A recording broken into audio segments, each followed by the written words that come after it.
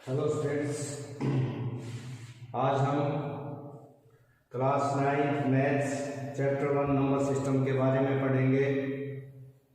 आज ये मेरा पहला वीडियो है।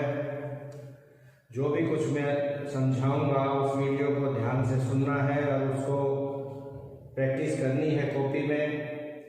अगर कोई दिक्कत परेशानी आती है तो आप मेरे फ़ोन नंबर पे कांटेक्ट कर सकते हैं। तो चलो अब अभी हम शुरू करते हैं नंबर सिस्टम। अब आपको पता होगा कि जितने भी रियल नंबर्स हैं, ये 10th में भी आपका फर्स्ट है रियल नंबर्स के नाम से। ये दो भागों में बढ़ते हैं। एक इसमें होते हैं रैशनल नंबर्स, दूसरा इसमें होते हैं इर्रेशनल नंबर्स।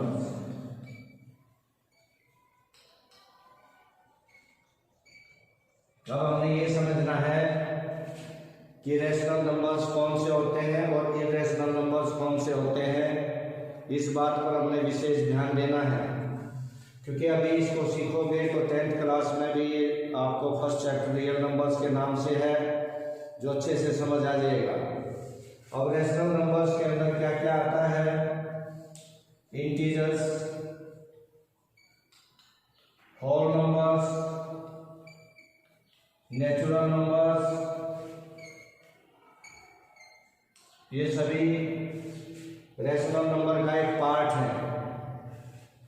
अभी अगर मैं इसको आगे चलाऊं तो जो नंबर p/q की फॉर्म में आते हो, जिसमें p और q इंटीजर्स हो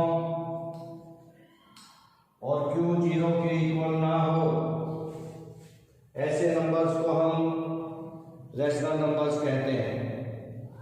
एक और डेफिनेशन इसकी है, वो ये है कि ये टर्मिनेटिंग हो सकते हैं। टर्मिनेटिंग का मतलब है पूरा डिवाइड हो जाना, नंबर एक। नंबर दूसरे में क्या होता है, अगर ये टर्मिनेट ना हो, नॉन टर्मिनेटिंग, लेकिन फिर ये रिकरिंग या रिपीटिंग नंबर्स हो जाएंगे। टर्मिनेटिंग का मतलब है पूरा डिवाइड हो जाना, यानी कि रिमाइंडर 0 बचना। नॉन टर्मिनेटिंग में क्या होता है कि वो पूरा डिवाइड नहीं होता। कुछ समय बाद, कुछ स्टेप्स के बाद, जहां से हमने डिवाइड करना शुरू किया था वही डिजिट फिर से आना शुरू हो जाएगा, वहां से नंबर रिपीट होने शुरू हो जाएंगे, तो उसको नॉन टर्मिनेटिंग रिपीटिंग कहते हैं। जैसे 1/3 है, 0.3333 डैश, तो इसको हम क्या लिखेंगे, 3 बार। ये टर्मिनेट नहीं हो रहा बट रिपीट हो रहा है। ऐसे नंबर को हम क्या कहेंगे, non terminating but repeating numbers. तो अभी रैशनल नंबर्स में वो नंबर्स होते हैं जो p/q की फॉर्म में नहीं होते हैं, जो p/q की फॉर्म में नहीं होते, यानी रैशनल को छोड़कर जो बच गए वो इर्रेशनल है। मेन पहचान इनकी क्या है कि जो रूट में आए, अनंत रूट में आए, पाई भी जिसमें इंक्लूड है, और इसका दूसरा नाम क्या है, नॉन टर्मिनेटिंग। ना तो ये पूरा भाग होते हैं और ना ही ये रिपीट होते हैं, नॉन रिपीटिंग। जैसे मैं लिखूं 0.1001001001 डैश, ये ना तो टर्मिनेट होते ना रिपीट होते। Non terminating, non repeating numbers, इनको हम इर्रेशनल नंबर्स कहते हैं। उम्मीद है ये बात आपको समझ आ गई होगी, बहुत सिंपल सी बात है। अब यहां पर मैं एक चीज और आपको क्लियर करना चाहता हूं। वैसे तो आपने ये जूनियर क्लासेस में पढ़ा है इसके बारे में, चलो खैर कोई बात नहीं, फिर से इसको थोड़ा सा मैं बता दूं। जितने नेगेटिव नंबर्स हैं, फॉर एग्जांपल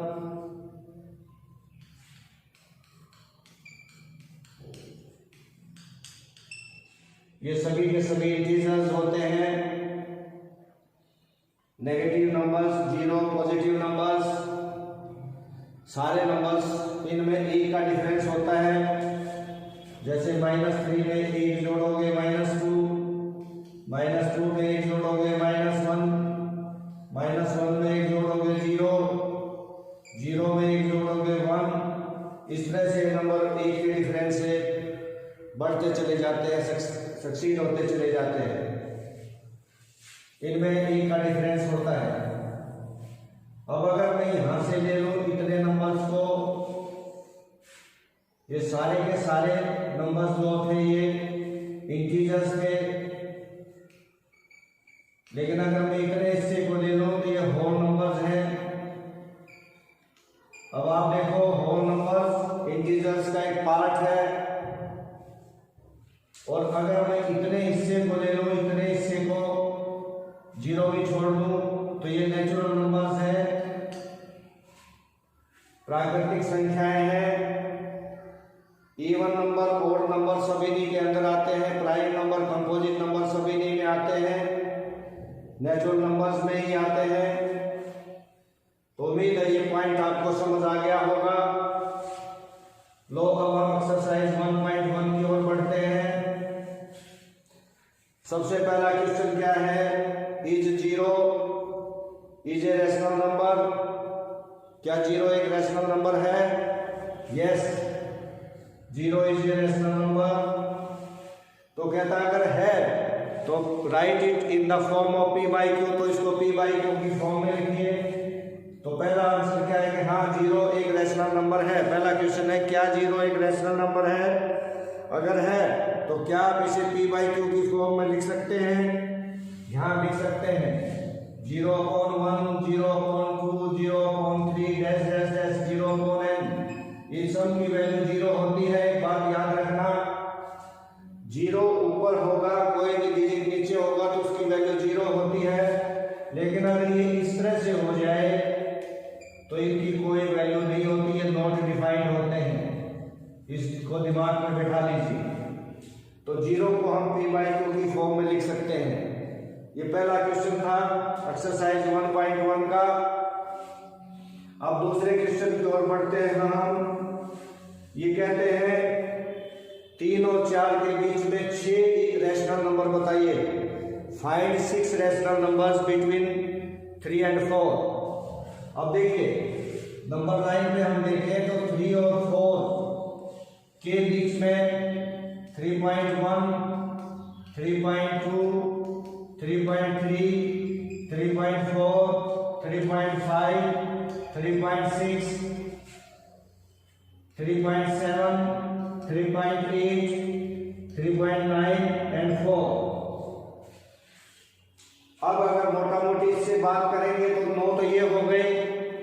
अगर इन दोनों के बीच में देखेंगे तो 10, फिर उससे और छोटा नंबर आ जाएगा, उसमें देखेंगे फिर 10। ये इनफाइनाइट होते हैं, ये कभी खत्म नहीं होते। अभी हमने इनके बीच में कितने लिए हैं? 9 है। हमने कहा ये 6 बताओ, तो 6 1 2 3 4 5 और 6 आप इनको लिख सकते हैं। नीचे पॉइंट हटा दो, 10 आ जाएगा। एक तो आपका ये तरीका है, तो कैसे लिखेंगे? 6 rational numbers between 3 and 4 are, पहला तरीका। दूसरा तरीका मैं आपको यहां बता रहा हूं, ये बहुत इजीएस्ट मेथड है जो मैंने अभी बताया। दूसरा इसका तरीका क्या है कि first rational number between 3 and 4। तो क्या करोगे? इन दोनों को जोड़ के हाफ कर दीजिए, दोनों को जोड़ के हाफ कर दीजिए। तो ये हो गया 7/2 अर्थात 3.5। तो क्या हो गया 3 और 3.5 और 4, ये एक आ गया इनके बीच में, ये वाला। ये थोड़ा सा लंबा प्रोसेस है लेकिन मुश्किल नहीं है।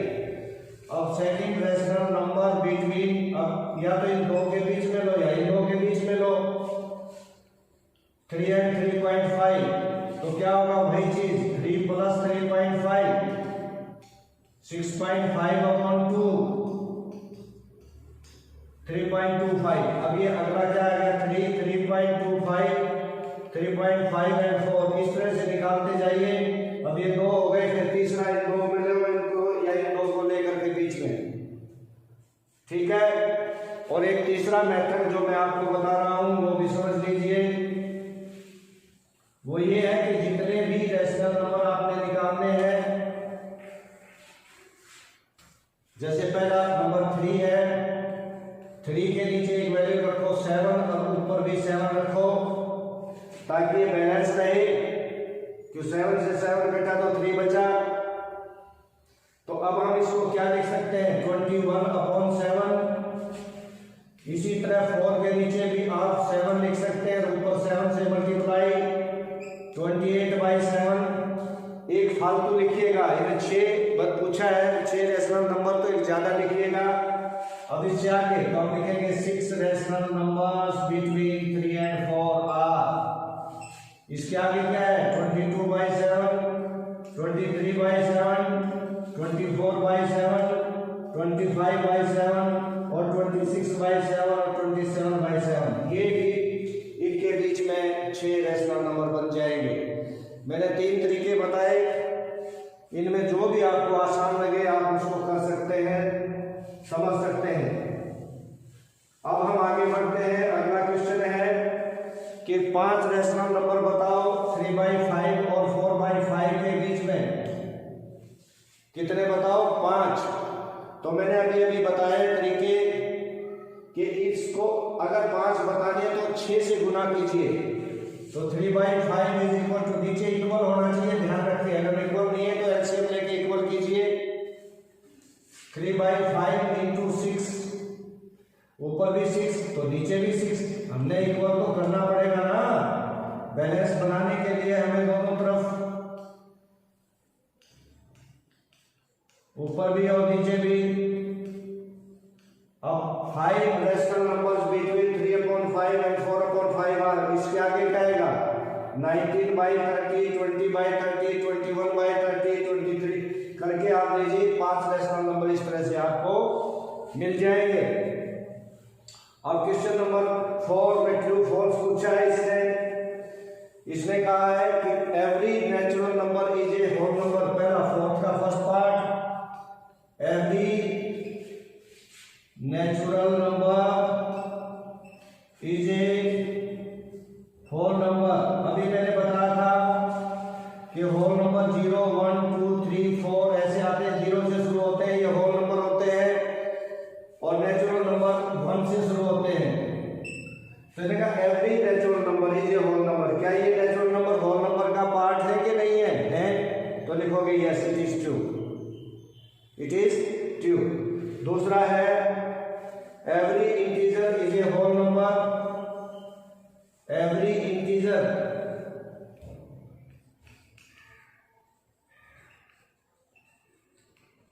इज ए होल नंबर नहीं हो सकता। जैसे -1, -2, -3 ये क्या है इंटीजर्स है, परंतु ये होल नंबर नहीं है।